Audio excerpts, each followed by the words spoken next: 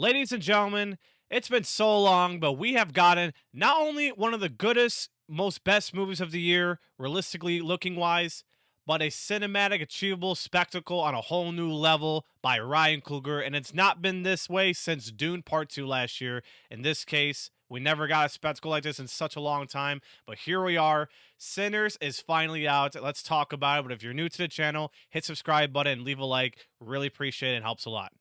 And yes, Ryan Coogler, the man of the hour. And let me tell you something, just a heads up. I love me some Ryan Coogler stuff. He's done a great job with his previous work of the films. He's got done Creed, he's done Black Panther and the second one. And when he was doing this movie, of course, Sinners, and his original fresh take, I was excited on all cylinders. And of course, MichaelBJordan with him collabing back once again. This is something worth noting that I had to get so hyped on to see. And man, let me tell you something. Sinners had a lot to bring on the table, courtesy of Ryan Coogler, the cast, the themes. There's so much things to talk about one by one. But let me just start off with Ryan Coogler real quick as I go down. But man, let me tell you something.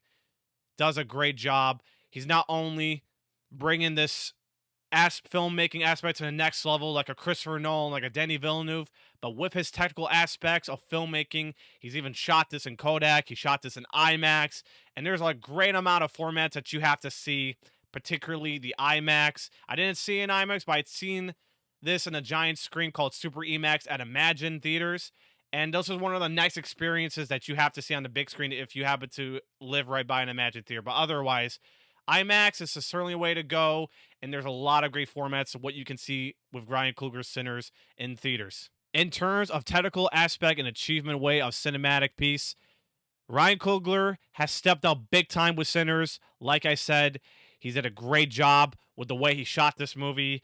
The production value of this movie looks incredible. The writing on top notch. He also wrote the movie, produced it.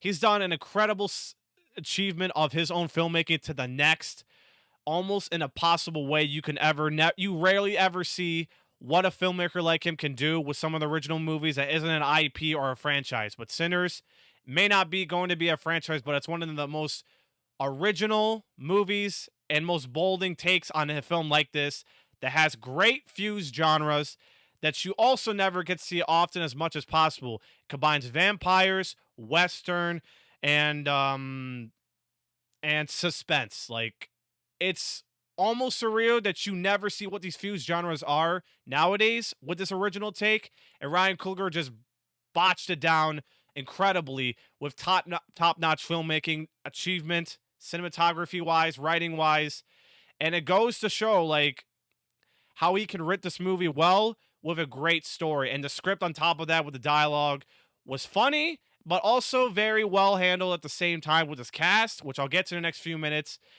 But my goodness, this is the kind of film, since Dune 2 was never had a great writing to begin with. And I will tell you, Sinners was one of them that almost can go to be a Oscar worthy in terms of the writing of this movie. That's original. And I can see it going to other categories. But this is definitely an Oscar take that I think original writing would be one of those categories if the hype doesn't die off completely along the way throughout the year. But it shows you Ryan Coogler's got the sauce. And what he's done with the film, his own career over the years to this, is something special. Biggest takeaway of Sinners is the cultural footprint of music.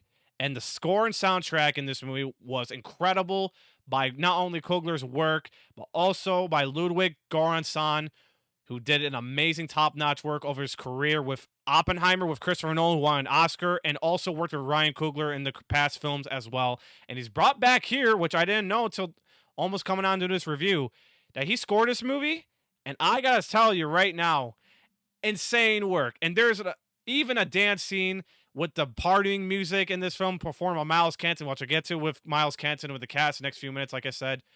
But my goodness, I was bulging in, I was enjoying it, I was soaked in.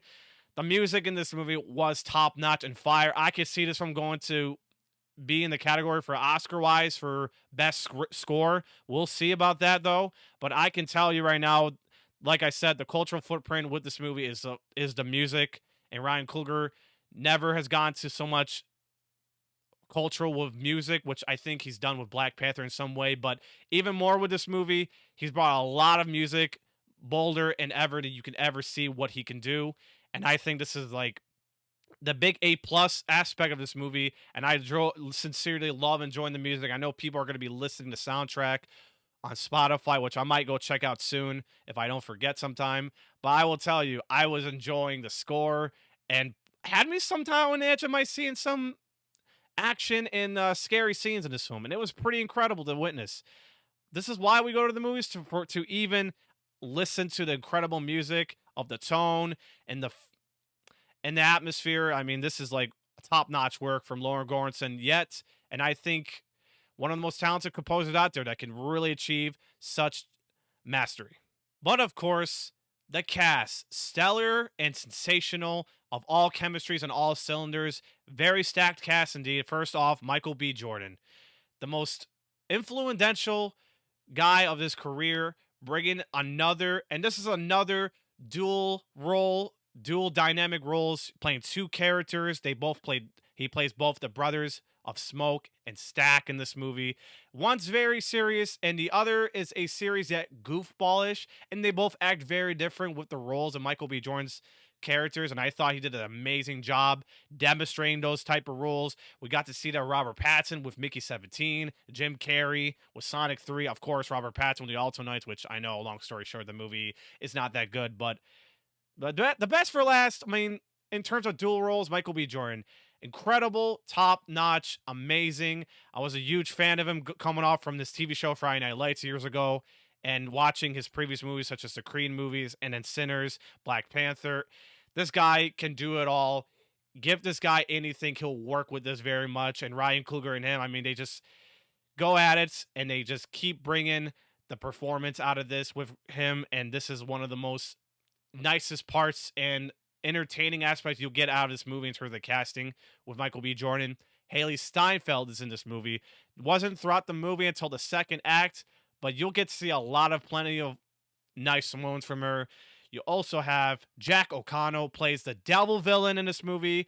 Very sinisterly intriguable, and I have to say, great villain. Could have been fleshed a little more, but I think it's still a doable role I can ever enjoy. You had Wunmi Masaku. I apologize if I misread the name. She plays in Strange, wife of Smoke's character. So also has nice moments in this movie. And believe it or not, the cast even got to have plenty of humors in this movie. I mean, now, of course, Michael B. Jordan's character, Stack, in this movie will also had a nice laughter moments. My theater, when I was watching the movie, were laughing over the moments. But also you have Delroy Lindo, who also steals very nice in this movie. Had funny moments as well. But you also have, and this is his first time he debuted acting. This is Miles Canton, and I thought he did a great job. He also is like the soul of this movie with the guitar, the music, which is the whole premise of this movie, about the music, bringing the good and bad of this. And I thought it was a very debut acting with this guy, and I think he should keep bringing on. Hopefully goes to other projects I'm excited about. Who knows? But this is the first time debuting his acting career. Miles Cannon did a really phenomenal job. But overall, the cast is packed and stellar. I think it also goes to show with this kind of work of Ryan Coogler, it's an A+ of a casting, and the chemistry is there, and the performances are there. Have to save this, but overall, Sinners is a superb cinematic achievement by Ryan Coogler with his tactical aspects, fusing genres of vampire western, cultural footprint of music into this film that's a very refreshing original that you never get to see often, a true spectacle on the big screen of why we go to the movies. The stellar cast, of course, delivered. The musical score, fire on point by Ludwig Göransson. And overall, this is a refreshing. Please go see this movie. Even if it's not an IP, this is for my sake in the bottom of my heart. People want original movies. This is one of the original movies that you got to really try. And I'm not kidding. This is one of the best movies, and I'm saying this out of my heart. It's already my top 3, top 5 of the year, as the list goes with the movies I see this year, but it's sticking top 3, most likely. I don't know if I'm going to see it again, but it will stick with me for quite some time, and I might watch it yet again some other time in the future, but we shall see. but Sinners is that icing on the cake of one of the most achievable best films of the year. Personally, I love it a lot. My overall score, it was already high from the start. I'm giving this a solid, incredible 9.5 out of 10 and 5 stars. Might raise it to a 10 if I get to see it or think about it a little more. But Sinners, go support these original movies. Ryan Coogler doesn't miss. One of the best filmmakers out there. I think he should do Blade. And even though Blade's on the chopping block to being canceled, but I hope he comes around and brings Blade to Marvel. We'll see what happens. But Ryan Coogler, let this man cook all around with these originals, with these IPs. Who knows if he'll come back with Creed, but other than that, let this man cook. But let me know in the comment section below if you've seen Sinners. What do you think of it overall? If you're new to the channel, hit subscribe button. If you liked the video, hit the like button. Most importantly, I want each one of you last. One of you guys stay safe, stay positive. Thanks for watching the video, guys. God bless. Peace.